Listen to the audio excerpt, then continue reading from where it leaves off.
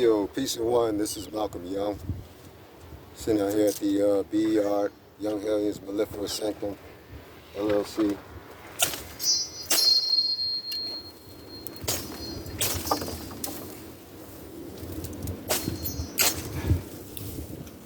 A little room for myself here, operate.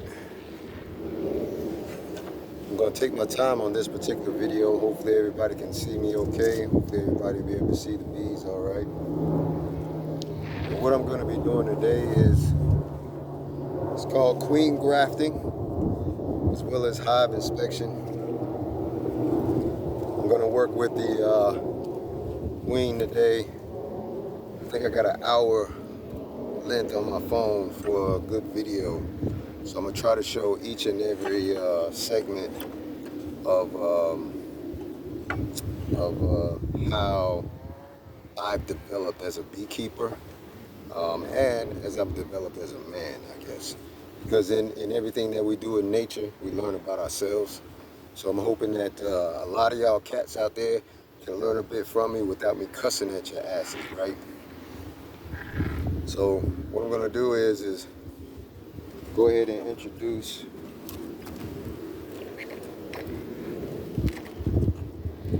this new hive design that was given to me as far as through the Most High, the Holy Spirit. Just sitting down, being inspired and asking, what do I need to build that will be effective enough to assist the bees, because without the bees, if everyone gets it into their head, without these creatures, then none of this works. None of the blue sky, matter of fact, the sky would change into a different type of hue because of our consciousness in regards to nature itself. But that's a whole different thing. It's like, I think that might have been during the Taurian age, that sort of thing. So I mean, the planet goes through ages, and we developed and go through the ages along with the planet, and that's how it works. Right now we're moving from, or it has been the end of the Piscean age, and we're now into the Aquarian age. The Pisces age was the age of delusion, not knowing, hidden things. It's easy to steal, it's easy to cheat, it's easy to break all the 10 commandments. It's easy as fuck to do those things during the Piscean age. Pisces rules within the body because the universe is within our own bodies itself. Everything out there beyond that hue that we see as stars and planets and all that good stuff is in our own bodies. Our bodies are made up of the same thing. So if the age of the planet is in the Pisces age, Pisces rules the feet. How many of you look at the feet? So if we're in a spiritual age of Pisces where it rules the feet, then nobody's looking at their feet to see who's stealing, cheating, lying, all what they call all the 10 commandments, period. Listening to God. That's like, what's that? You know what I'm saying? During the Piscean age. Only a specific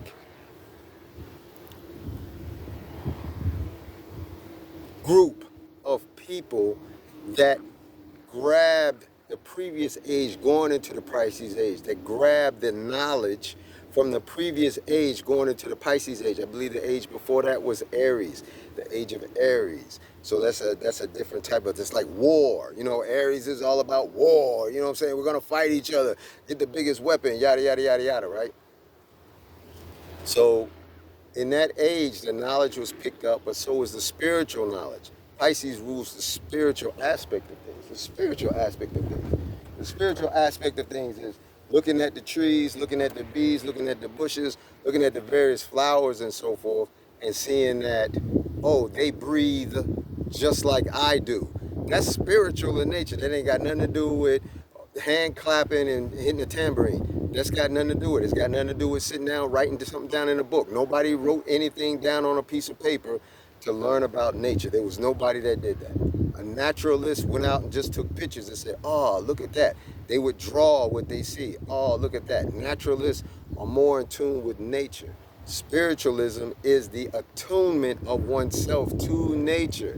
to nature itself. So that means you build things according to nature, which comes back to what I'm doing here with this particular hive. So in general, the hives, as you see, they just generally have, I think everybody can kind of see me tap down here at this white box. They generally just have the white box itself, and it's sitting on another white box on top of another white box called deeps, mediums, and so forth, supers, and so forth. What I've done is, through being inspired by what the Most High's asked me to do here, is I'm helping the bees work alongside with us, meaning I'm helping them work alongside us. We're the ones causing the problems. We're the ones causing the problems. In this particular hive, is basically a big home just for them. It's broken down into 1, 2, 3, 4, 5, 6 pieces. I call it the Apis ecosystem. The Apis ecosystem. Apis means bee in Latin. It means bee. Mellifera means honey. So I'm working with the Apis mellifera, which is the honeybee. So I'm going to go ahead and break down. It has a lighting system so that you know where you are or where your beehive is in your yard or so forth. And what I'm going to end up doing is I'm going to be mass producing these so that people can have bees in their backyard, so that they can have bees on their land and know how to take care of them as they take care of us. You can't just be in a box all day and then that's it. So I'm taking off the top piece. There's a further cover that helps them as far as keeping them cool during the winter, where normally you would see an aluminum, top. I don't think I have one out here. You would normally see an aluminum top sitting on top of the box as far as the hive top is concerned. As I open it, it gives you an expansive and shelving type system so that you can work with the bees. You can sit and analyze them. As you can see, as I've opened it, I don't have any gloves on or anything, but I did have my headpiece on just in case they go crazy. If they don't go crazy, then I'm gonna go ahead and take it. Matter of fact, I'll take it off now, since I don't really have to worry too much about.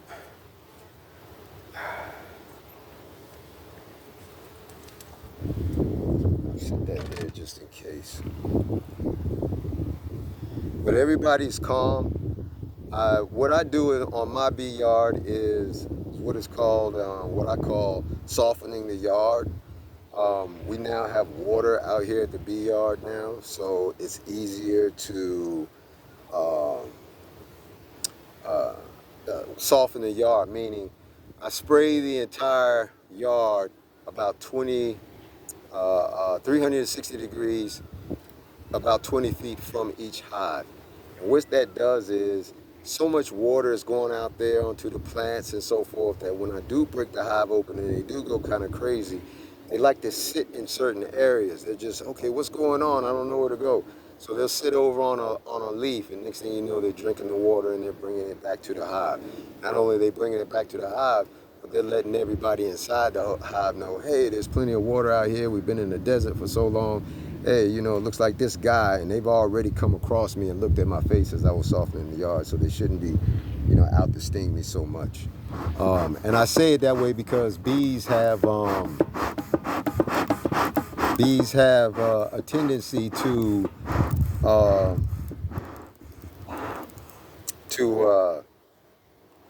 recognize human faces. That's another thing that's a fun fact to know, that, if you ever see a bee come up in front of you, don't swat at them. Whatever you do, don't swat at them. She's just coming up to see who that is. And then she'll go back and tell everybody in the hive who you are, especially if you own the home or, whatever it is. And sometimes they think you're cute. You know what I'm saying? So let me go ahead and break into this a little bit more. I'm going to give them a little smoke up top, so that they all kind of rush down into the bottom parts of the hive. And I can hear them rumbling.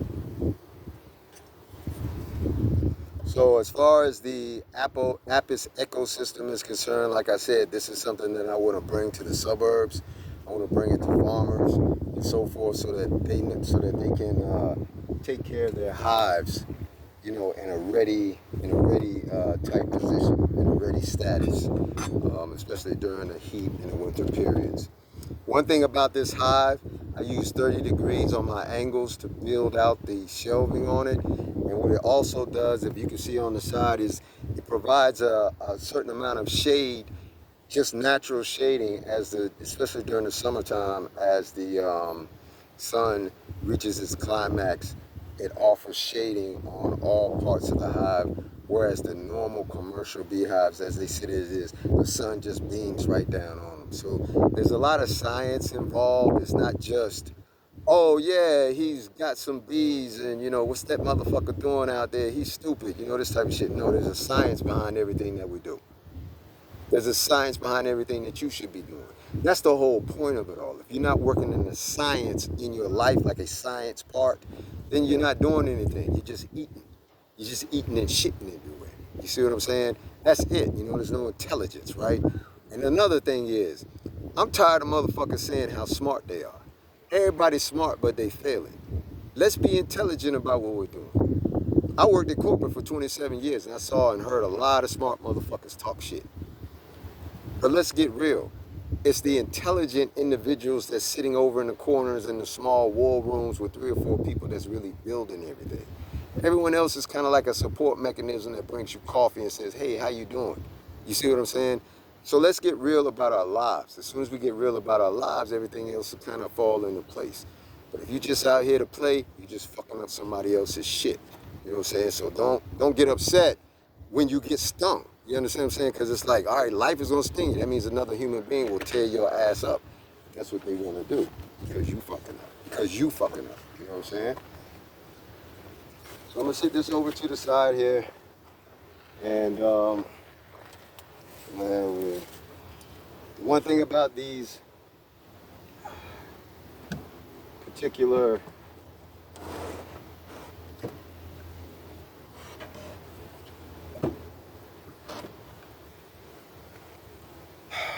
designs is, as you use, or as you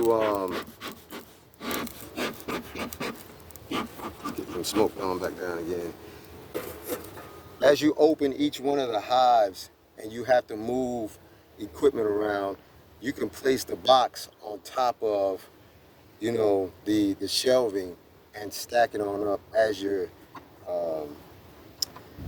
you are performing your inspections and so forth. So it makes it very, you know, in an organized fashion as well, if that's what you choose to do. So I'm gonna go ahead and get this cracked open. Hopefully everybody can see some bees spill out. Let's see how we do here.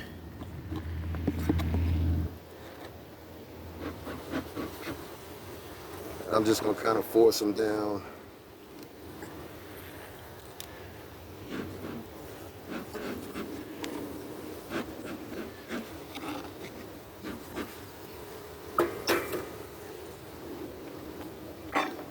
My hat on. And in this particular video, like I said, I got about an hour length on it, so it's gonna be long and lengthy and drawn out until I kind of cut it down and into what I think is a pretty good viewer's thing. But once again, this is the Apis ecosystem. It's a system that was created, or I'm a co-creator in the system. The creator, along with the Holy Spirit, gave me inspiration on what to draw and how to build from there. Kind of like Noah's Ark type stuff, and that is also another design that I have coming in the very near future. I don't know what I did with mine. It's right in front of me. So here we go with some bees, finally. This particular hive has a queen in it that's pretty docile. We may see her, we may not see her. As you can see on this here, we have this comb, this burrow comb, which kind of keeps things in place. within the hive. They also use this for ventilation, to make sure that the hive stays cool.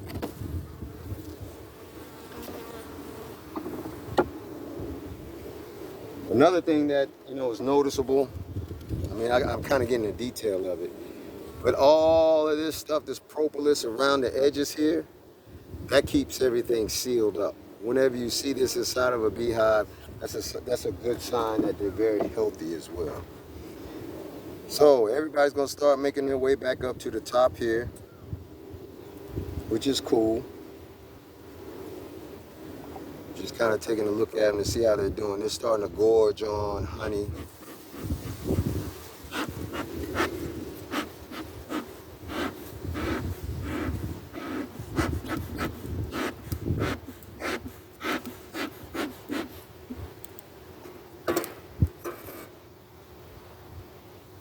Okay.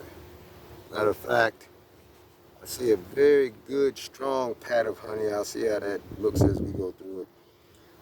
Today, I'm going to be checking for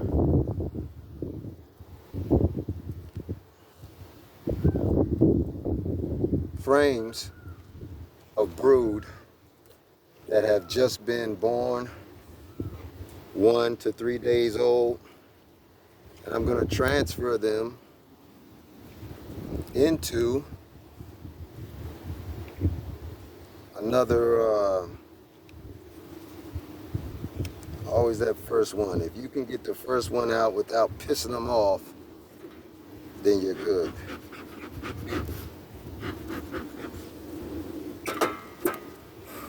At least that's the general understanding of bees among other beekeepers. It's getting out that first one without pissing them off. If you can get that first one out, then you're good to go. They tend to be heavier, especially on the outliers because they have honey in them. And this particular slab here that I'm pulling out slowly is a big honey slab and pollen. It's very heavy. Sit it over to the side here, get the girls out the way, and turn it around. And this entire slab is made of pollen and honey. It's about an 8-pound slab, so we're doing very well on this. Very well, very heavy. I'm gonna push these girls off. I've already kind of looked for the queen a little bit.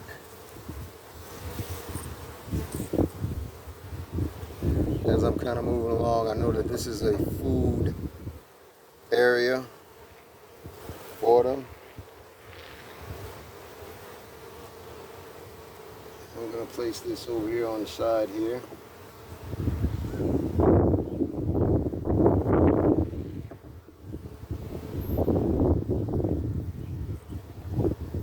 And we're going to go a little bit further, and I have 2 tiers on this. So as I work with them, I'm just going to kind of force them down into the lower level. Because once again, I'm trying to find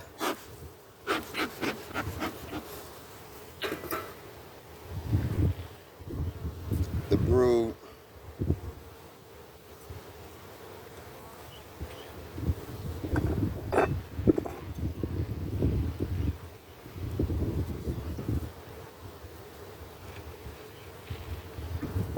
Yeah, looks like my smoke went out.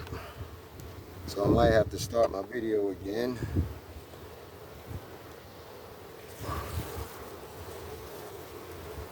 And here we go on this one.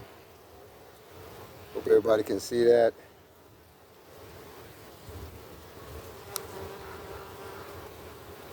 Got a lot of comb that they built.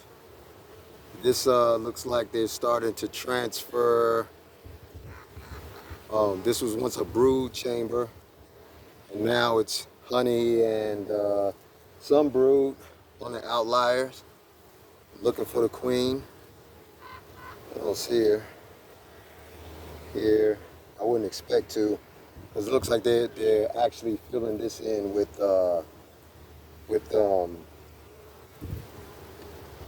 honey. So I'm gonna sit this also to the side.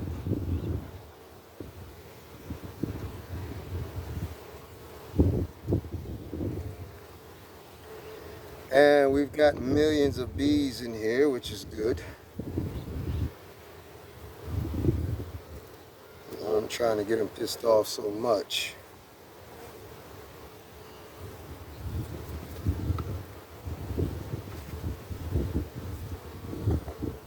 So I've taken out frames 1 and 2.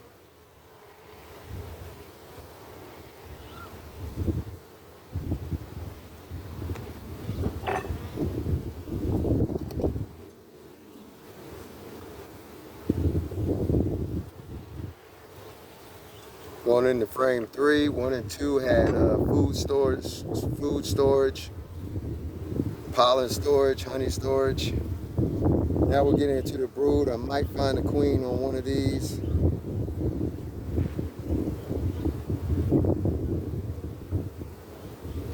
Everybody's looking healthy.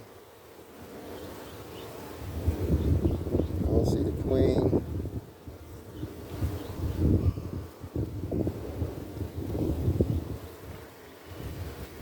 So this is a brood chamber, and I see some larvae in here, but they look like they're the size of a rice. The size of rice. And I need something smaller than that. It'll look like they kind of look like a grit, you know, like just one small piece of grits. For those who know what grits are, which is like ground corn. But it looks, when she plants a seed into one of the chambers, it looks very, very small. So I'll let that be. And they got some extra comb on the sides here. And I'm just gonna slide this down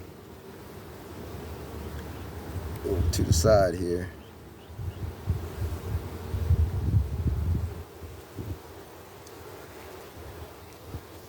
We'll go to frame 4. One of these frames, like I said, one of these frames I'm really trying to take back up to the cabin here so I can graft them out. I'm trying not to get them too upset, because they'll start running all over the place trying to get back into the hive when you have so many of them. This is a good sign. I'm pretty sure that the investors will appreciate that. So we have some more brood here, which is very good. I'm not seeing the queen I'm looking for first, because my queens still have their wings and they will take flight. And I hate it when she does that, because I have to go and find her and all that good stuff. Still seeing a brood here. Might be 1 or 2 over here. I might be able to get 2 on this frame here. And I see a queen come, which is good. Alright, so frame 1, 2, 3. Maybe a good frame. Frame 4.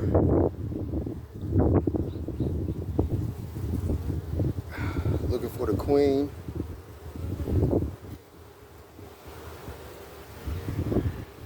And I'm seeing some sign of,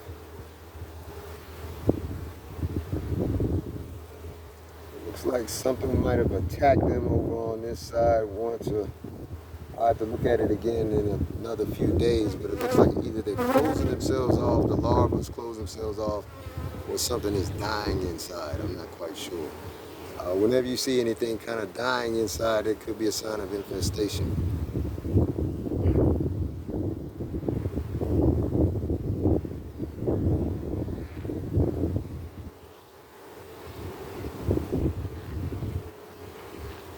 So this may be a good one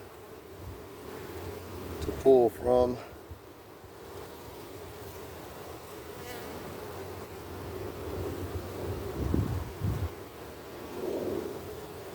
That might be a good one to pull from. So I'm going to stop my video here and prepare to brush these girls off. You just pause it and I'll be back in a second. Thanks. Okay, I couldn't find my brush. I don't know what happened to my damn brush. So what I'm gonna do is I'm just gonna shake these girls off the best I can real quick. Sit them to the side, stuff everything back in, and head back up to the cabin. And start to perform the necessary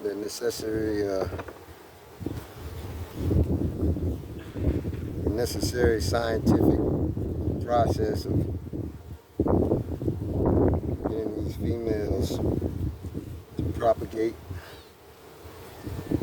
And so when it comes to queen grafting, is what's called genetics. A lot of the northern beekeepers that I've met, this particular queen was genetically made, meaning she was, crossbred with other queens that were a little bit more docile so that they wouldn't be so aggressive. That's one of the things everybody's running into with the Africanized bees. So what I'm gonna do is I'm gonna shake them down.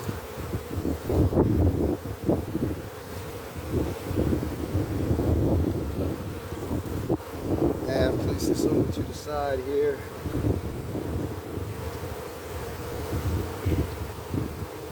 And I'm going to seal these babies back up.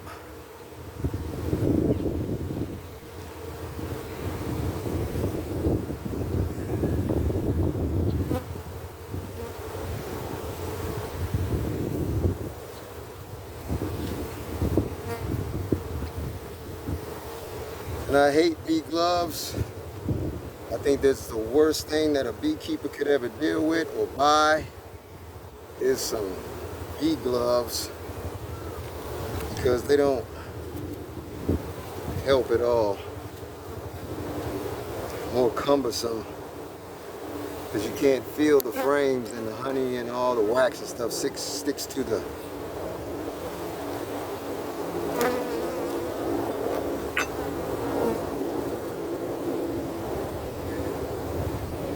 give it about another week on this one, and we'll be able to pull some honey off of it.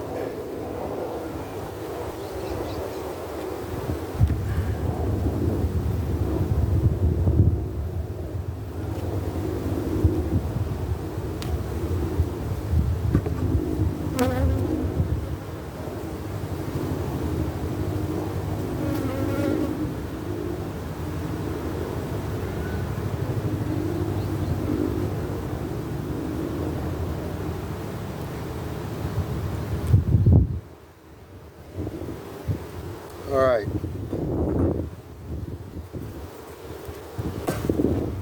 I'll go ahead and seal it up.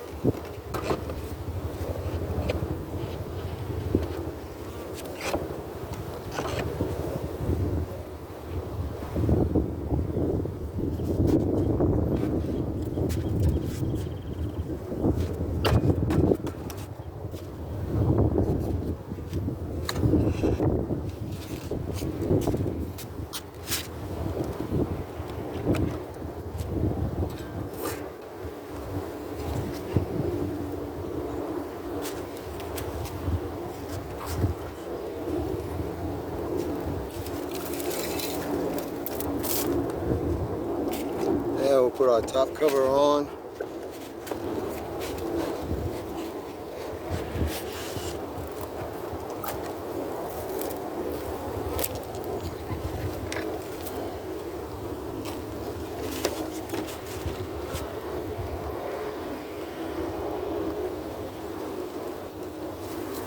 And what we have here left is a small brood frame. And in it, I'm going to be looking for the right size eggs, and I think I see about 10 of them in here. So I'll be good with the frames. Let this sit here for a second. I'll pause this video.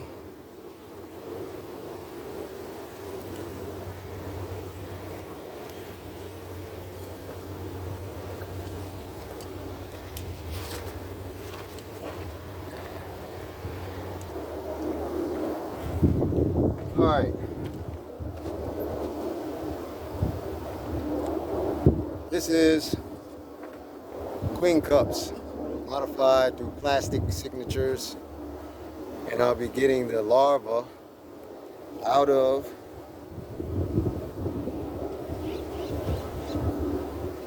starting to get a little uptight with me. I'm messing with their babies. So I'm gonna take the babies out of here, put them in here. I'm gonna go ahead and head out before they realize I've taken more than what they wanted me to. And they'll be pissed off, like any mama would. All right, peace and one, Malcolm Young.